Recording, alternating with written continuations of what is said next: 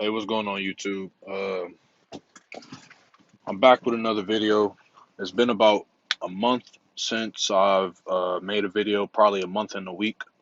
I got caught up on a lot of new stuff that I'm dealing with.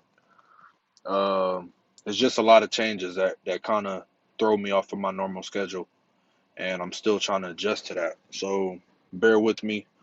I'm glad to be making this video today because I got a lot of pointers to touch on. And again, I apologize for the people that's loyal to the channel, that's always back for questions, and I apologize to the new people that views the channel here and there that has questions, and it took me a month or a couple weeks to reply. Again, I apologize for that. Uh, I wonder if the air is too loud. Probably not. Okay, so I hope y'all can hear me. I got one ear pod in. So the first thing I want to touch upon is, and I write all my stuff down. First thing you want to touch upon, first thing I want to touch upon uh, is waiting for people to get back to you. Uh, I did see, well, I see that there's people from the company that sees my channel or my videos, managers or whatever. Uh, Yeah, I do this at every place that I go to. So for the drivers that want to know about the company or the people that already work for the company that sees this, I'm gonna continue keeping it 100% just because I don't want someone to be in a situation, uh, just a bad situation or any situation that they could have known about before getting themselves into it. So I'm gonna keep it 100. So the thing I want to touch upon about somebody getting back with you before having a job is like you got to bug these people. Uh, like, I'm not saying it's always gonna work. Just the case, like I've kept in contact with my terminal manager before I had the job. He kept in contact with me, so I guess it was kind of a mutual thing. But uh, I mean, you just gotta bug them. You gotta go to the home terminal. You gotta call this and that. If they need people, they'll get a hold of you. But the thing is, I feel like it could be better. Like it could be a better system. Like if you come from a better carrier or a carrier that shows you how they how they go about their business, and then you go to a company that doesn't do it. I mean, you see the difference in between the companies. But with this one is definitely different. Like they might not get back with you if you don't get the job, which is I feel like they should. They're probably slow about getting back with you about anything. I'm positive about that. I just wouldn't wait on these people. Like, don't. I'm pretty sure everyone knows. Don't leave a job before you got another one completely lined up. Um, and I mean, just flat out, I just wouldn't wait on them. Just from working with them, I see how some stuff is. You got to go about your own way of figuring stuff out, or it's a lot of waiting. But I mean, there's a lot of positive stuff too. I don't want to just be naming negative stuff. But if they're not getting back with you in a timely matter, a week, I wouldn't continue waiting, just because I mean people got bills. So I'm off of that topic for now. The handheld, uh, I mean not all terminals have handhelds. My terminal does. As long as you keep your battery okay. Like I've swapped out one battery. Well, I haven't swapped out this battery yet, but I've had the same battery since I got my one handheld when I first started, and it's been treating me okay up until about this week. I don't know if it's my charger or if it's my battery, but it's been treating me okay for the last 8 months, 6 to 8 months, since I've had it. So I can't really complain about it. You do have to be in a certain range to use it from the terminal. I can teach you guys a trick just in case your truck isn't equipped with chargers and Uh, just having your handheld on all day at the end of your shift when you're doing your dock work before you get off work, your handheld might be dying. So a trick is you keep it on.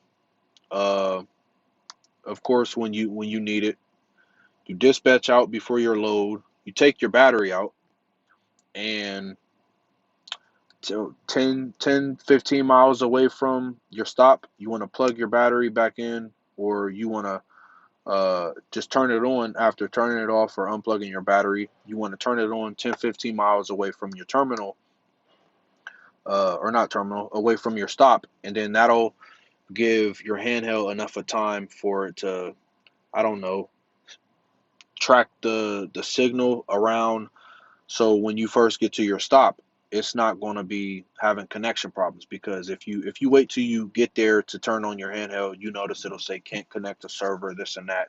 So you want to plug your battery back in or turn your handheld back on 10-15 miles away from the terminal, so when you do get there, your thing's already in line with trying to sync to it as fast as possible. It's not going to have uh, connection problems, and that'll save your battery throughout the day. You always will be getting off work with a full battery, just because you use it when you need to use it, unplug it when you're driving, plug it in 10-15 miles away from the terminal. It connects to the Wi-Fi, have signal, and then you use it. When you're not using it, you unplug it. When you're driving, you unplug it. I mean, that's what I do. It saves my battery, because not all trucks are equipped it with chargers that actually work. So handheld is, it's not a bad thing. Terminals are upgrading to cell phones, but the handheld, it's not a bad thing. Well, at least not for me. Some people have problems. I don't really have problems with my handheld. Uh, okay, so the truth about the company, people are going to tell you. I mean, with any company, and this is to Jimmy. With any company, there's going to be good and bad. Like I can name a whole bunch of bad stuff with this company, uh, just like with any other company. But I mean, I can also name the good. Uh, since I've been here, you're going to notice, like I said, you're going to notice the differences in between companies, and the stuff that this company takes you through. I wouldn't say is a reason not to work for. Uh, so I would, and I have recommended this company out to other people. I complain a lot just because stuff should be a certain way. So I feel like if I'm still here, uh, I haven't quit. I haven't just spazzed out and just left. Uh, then I wouldn't say it's a bad company. Certain places will treat you better. Might have stuff. Well, will have stuff more in line for drivers.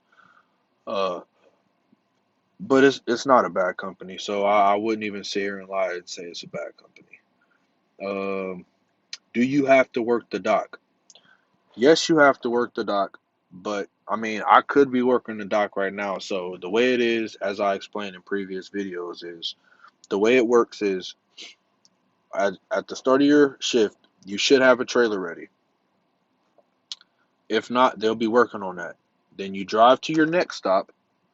You could unload, you don't have to, and you could work the dock with other people, but you might get to a location and all the forklifts might be used, just like when I get here to Pittsburgh, the forklifts are already taken. So I just sit in my truck waiting for my load ready to go.